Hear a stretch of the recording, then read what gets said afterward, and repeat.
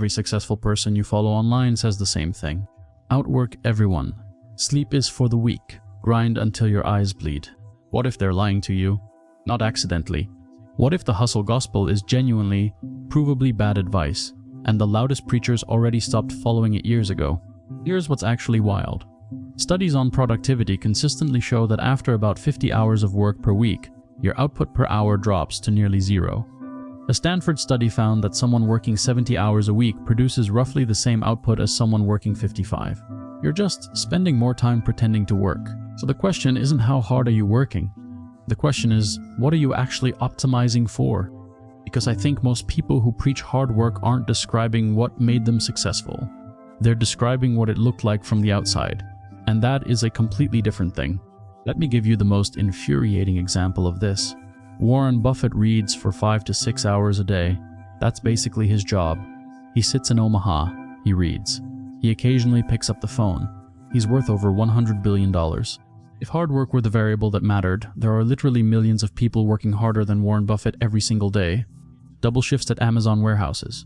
Construction crews in August heat. Nurses pulling 12-hour nights. Warren Buffett does not work harder than those people. He works smarter, not in the vague, motivational poster sense. In a very specific, almost boring sense, he understands that leverage multiplies effort in ways that raw hours never can. Here's the concept: a good decision made once can compound for decades. A hard hour of labor is worth exactly 1 hard hour. That's it. No compound interest on sweat. Jeff Bezos has talked openly about how he protects his thinking time. He schedules his high IQ meetings before lunch. He goes to bed early. He makes a maximum of 3 high-quality decisions per day and considers that a success. The guy who built the most valuable logistics company on earth is obsessed with not working too hard because he knows exhaustion destroys judgment. Here's something nobody talks about when they bring up Gary Vee, and I say this with zero malice. His hustle isn't a lifestyle, it's a product. You are the customer. The grind 24/7 aesthetic went mainstream around 2012, 2015 for a very specific, very unsexy reason. It was insanely cheap to produce. Film yourself waking up at 4 a.m. Say most people are still sleeping. Upload. Repeat. The whole hustle media genre is basically one long infomercial dressed up as inspiration. But here's what's actually wild. The original Silicon Valley founders that the entire grind culture is built around mythologizing. Gates, Jobs, Wozniak. They never preached grind. They preached obsession with the problem. And that's a completely different animal. Obsession means you can't stop thinking about something. Grind means you can't stop doing something even when it stopped working 3 weeks ago. One of those compounds. One of them just destroys your lower back. The research backs this up. Cal Newport, a computer science professor at Georgetown, studied top performers across fields, chess grandmasters, elite musicians, Olympic athletes, and found they averaged about 4 hours of deep, focused work per day. 4 hours. After that, performance degraded regardless of how long they kept going. 4 hours. You've probably spent more time than that scrolling this week. And the research on what elite performers actually do, which I'm getting to in about 60 seconds, is going to make you furious at every rise and grind poster you've ever seen. So if it's not hours, what actually predicts success? The answer is embarrassingly simple, and it's going to make the grind posters very angry. Leverage. Leverage means that 1 unit of your effort produces more than 1 unit of output. There are 4 types, and understanding them is the cheat code that wealthy people don't put on t-shirts because it sounds too boring. Type 1, financial leverage, money working while you sleep.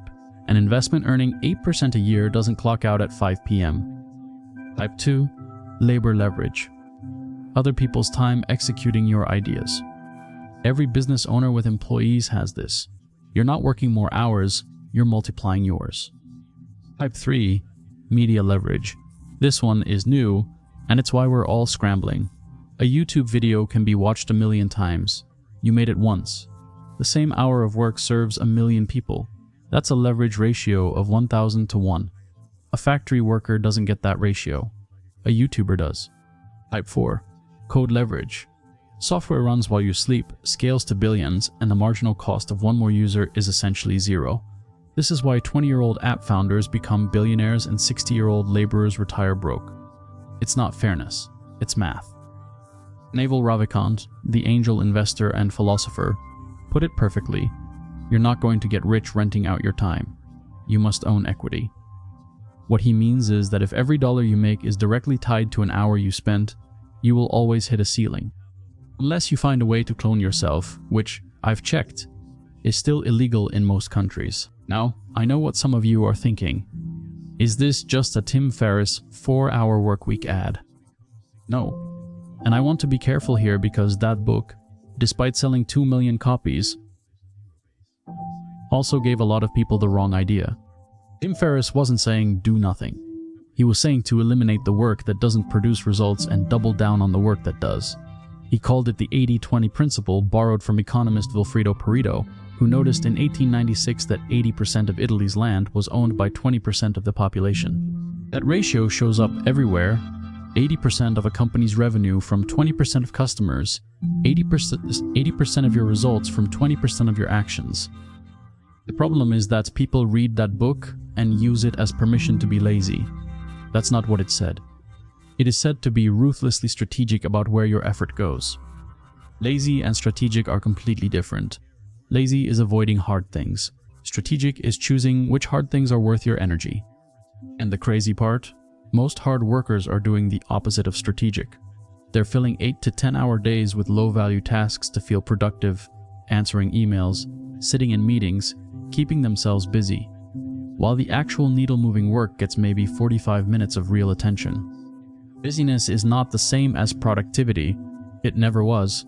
We just built an entire aesthetic around it. Here's what rewired how I think about this. In almost every field, output isn't distributed evenly across people's hours. It follows what researchers call a power law distribution. A small number of actions produce disproportionate results. The corollary is brutal.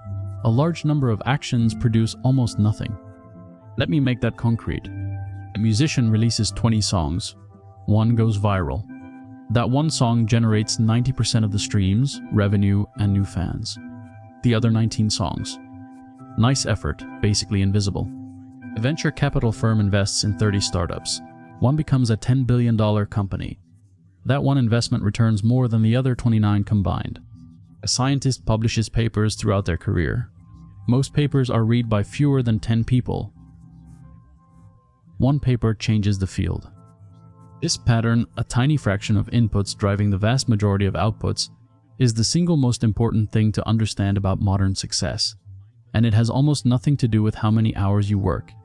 It has everything to do with finding the right thing to work on. Hard work applied to the wrong thing is just expensive failure with calloused hands. Work smarter, not harder.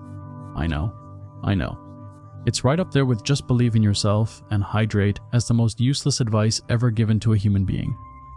So let me make it mean something, because 3 moves separate people who talk about leverage from those who actually have it. And the first one is going to feel wrong. 1. Ruthless prioritization. Peter Thiel, PayPal founder, first outside check into Facebook, has a rule inside his companies that should honestly be illegal because it's so effective. Every employee is asked, what is the single most important thing you do here? One thing. Not a top 5.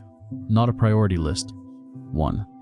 And if you achieve that one thing, even if you fail at literally everything else, it counts as a win.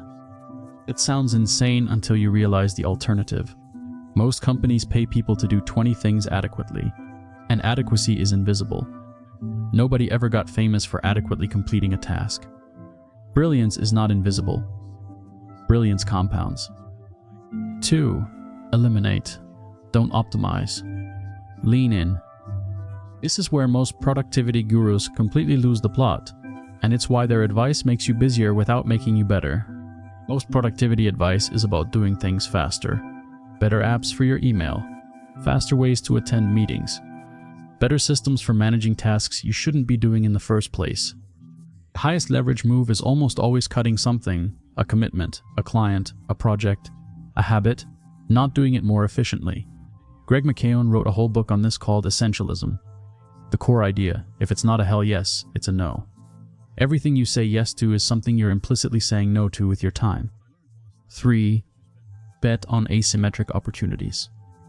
Most people evaluate opportunities by effort versus reward on a 1 scale. Is this worth the work? But the best opportunities are asymmetric, small downside, massive potential upside. A tweet that goes viral costs you 5 minutes and can bring you 50,000 followers. A speculative business bet costs you a weekend and could compound for years. The people who get lucky are usually just playing more asymmetric games more often. And here's the thing about all three of these moves: they require something that hustle culture actively destroys, which is where we're going next. Let me hit you with something that should be on every motivational poster but weirdly isn't. Matthew Walker is a neuroscientist at UC Berkeley and the author of Why We Sleep. His research shows that sleeping fewer than 7 hours a night measurably impairs cognitive performance, reaction time, memory consolidation, emotional regulation, and creative problem solving. The kicker: sleep-deprived people don't know they're impaired. They feel like they're functioning normally. So when hustle culture says, "I'll sleep when I'm dead," they're not being tough. They're making worse decisions without noticing. They're running a car with bad oil and wondering why it's making weird noises. The world record for going without sleep, held by Randy Gardner in 1965 at 11 days and 25 minutes, wasn't a flex. By the end, he was hallucinating and couldn't do basic math. That's not productivity. That's a medical case study. Here's the dark comedy. The "I only need 4 hours of sleep" hustle bro is working 20 hours a day and producing the cognitive output of someone who's mildly drunk. And they're proud of it. Meanwhile, Roger Federer slept 10 to 12 hours a night during his prime competitive years.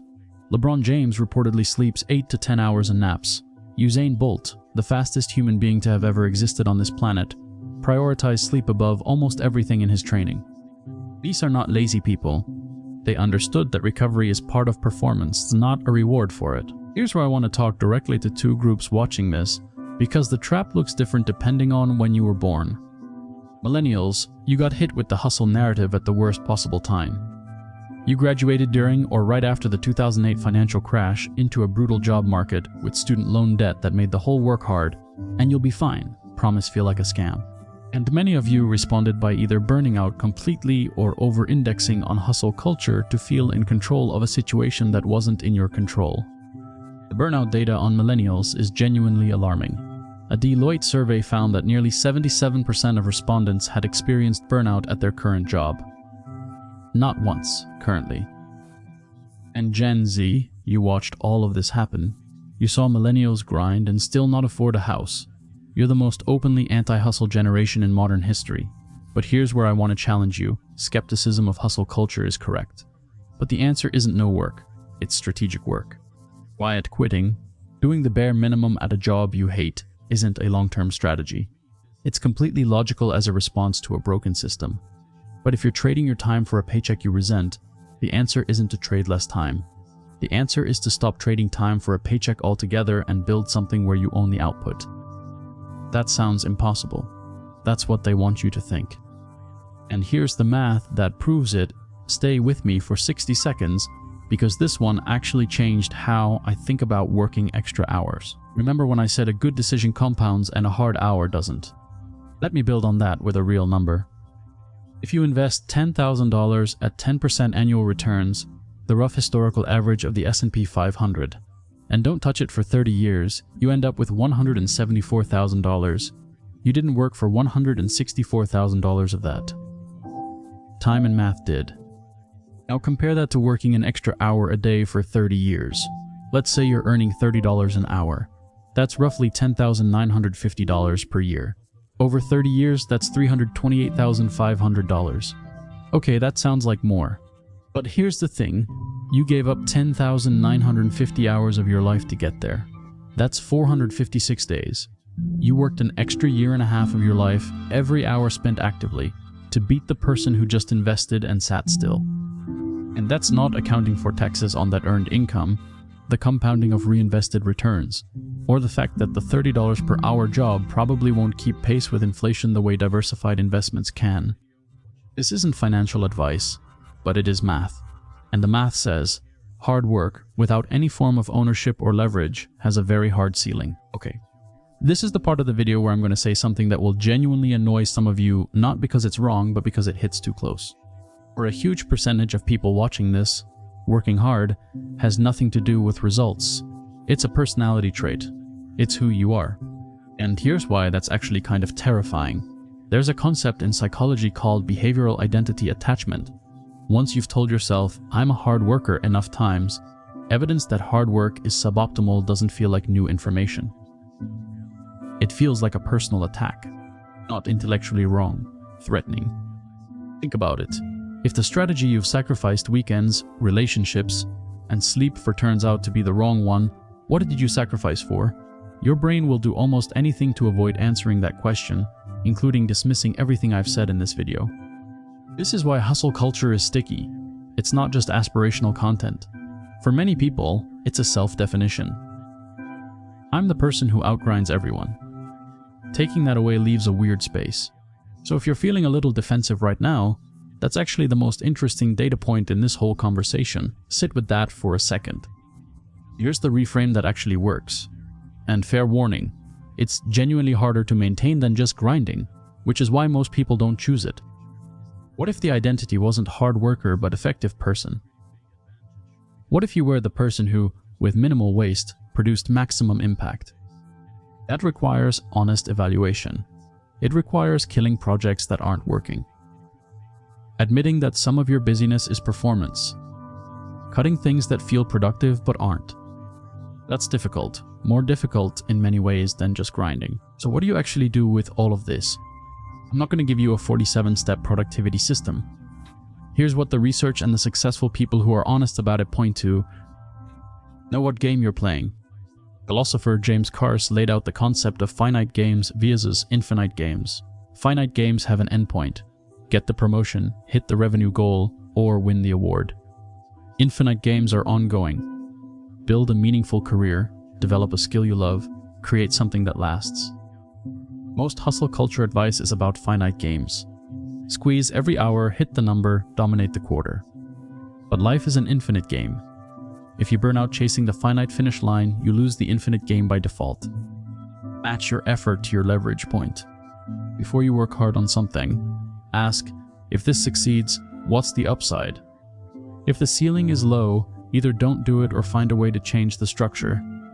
If the ceiling is infinite, a skill that compounds, a business that scales, a piece of content that could reach millions, then yes, work hard. Work extremely hard. But only once you've confirmed the leverage is real. Protect your creative and decision-making capacity. Your brain's most valuable function is not execution. It's the ability to see a situation clearly and make a good call. Everything that depletes that, chronic stress, sleep deprivation, calendar overload, destroys your most valuable asset. Protecting thinking time is not laziness. It's asset management. I want to return to something I said at the start. The loudest preachers of hard work. What are they actually selling? Look at the top hustle influencers. Almost universally, they're selling courses on how to succeed, supplements, coaching, or merch. Their business model is your insecurity. The more you believe you're not working hard enough, the more likely you are to buy their stuff. I'm not saying this to be cynical. I'm saying it because it's structural. If someone's revenue depends on you feeling inadequate and fixable, they have a financial incentive to never let you feel like you're doing enough. Meanwhile, the people who are actually rich and happy rarely have TV-ready hustle content. They're too busy doing the actual thing. Warren Buffett doesn't have a course. Jeff Bezos doesn't post 5 a.m. routine TikToks. The billionaire hedge fund manager at a family office isn't doing Instagram lives about the grind. They're quietly compounding. Silence is a feature of real success. Loudness is usually a feature of selling access to it. And look, if you're enjoying this video, I'm technically in this ecosystem too. So let's acknowledge that and move on, because I think the thing that separates useful content from grift is whether you walk away with ideas that actually change how you operate, rather than feeling hyped and then doing nothing differently. Here's where I land on this. Hard work isn't bad. Effort isn't the enemy. The people who built things that last, the writers, the scientists, the builders, the artists, worked extremely hard. That's just true. But they worked hard in the right direction, on the right leverage points, with enough rest to stay sharp, with enough clarity to know when to cut what wasn't working. The version of hard work that hustle culture sells, all hours, all sacrifice, brutal discipline as the path, doesn't hold up to scrutiny. The data doesn't support it. The biology doesn't support it. And the actual biographies of successful people, when you read them carefully instead of the highlight reels, don't support it. The losers, if we're being honest, are the ones who believed the story so completely they never stopped to ask whether it was true. Work smart. Own something. Protect your capacity. Play the long game. That's it. That's the whole thing. If you want to go deeper on any of this, the specific books, studies, and frameworks I mentioned, I've linked everything in the description. No affiliate nonsense, just the actual sources. Go check it out, pick one thing, and apply it this week. See you in the next one.